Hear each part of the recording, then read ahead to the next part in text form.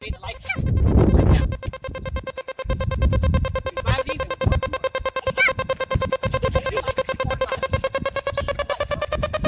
guys, so for those who don't know me, my name is Shantasia Wardlaw.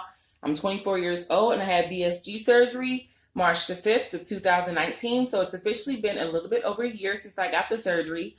So I'm just here to let you guys know. Okay, well, let me refresh this.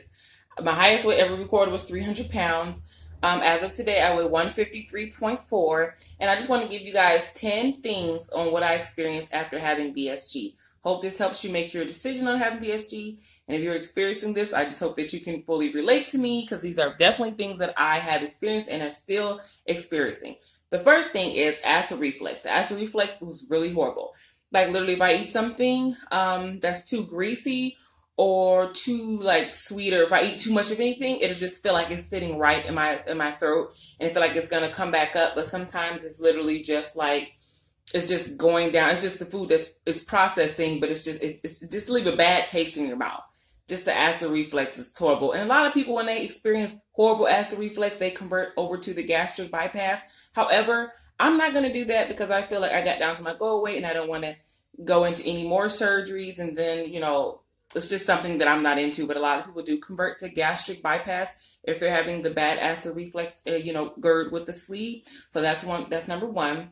Throwing up or being nauseous after eating sweet stuff is such a big factor. When I tell you if I ate like, especially like the first month through 6 months, if I ate anything sweet, anything, it could have been something simple like cereal or something. And when I tell you that it just left a bad taste in my mouth, it felt like it was going to come right back up. Or I had like a headache for like 2 hours and it just was just a bad feeling. So if you decide to eat anything sweet or that's too greasy or something, I would definitely consider waiting till you're about 8 months out and then slowly progress into back eating things that's too sweet or too greasy, because right off the bat, the first month through 6 months, I would not recommend.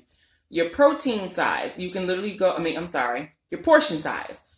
This is number three. You can literally go from eating like 3 bowls to like maybe a half a cup within your 1 month to your 8 months, but a year out, you can't eat a cup of food. But that's one thing that you're going to experience during VSG is decreasing your portion size.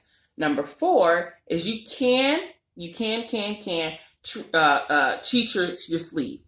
You can cheat your small stomach. So when they say that you can eat meals like your protein, like if you eat protein, if you follow the direct guide that your nutritionist give you, I assure you that you will not really gain any weight if you're sticking to the protein first, then the veggie, then the starch.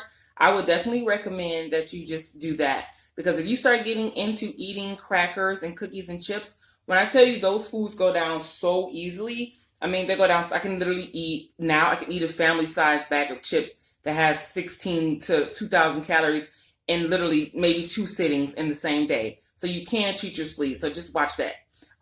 Number five is your weight will plateau. I mean, it will go up and down, up and down. It's not, and then you hit a lot of stalls.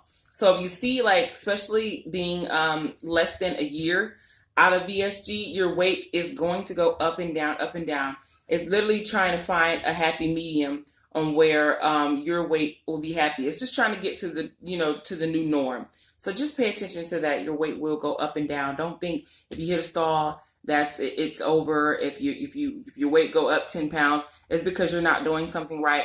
That's not the case. It's literally because your body is going through a phase where it's not sure what you're putting it through. It's not used to the foods that it's eating. So just be cautious and don't weigh yourself every day after VSG. I would not recommend it because it does play with your mind.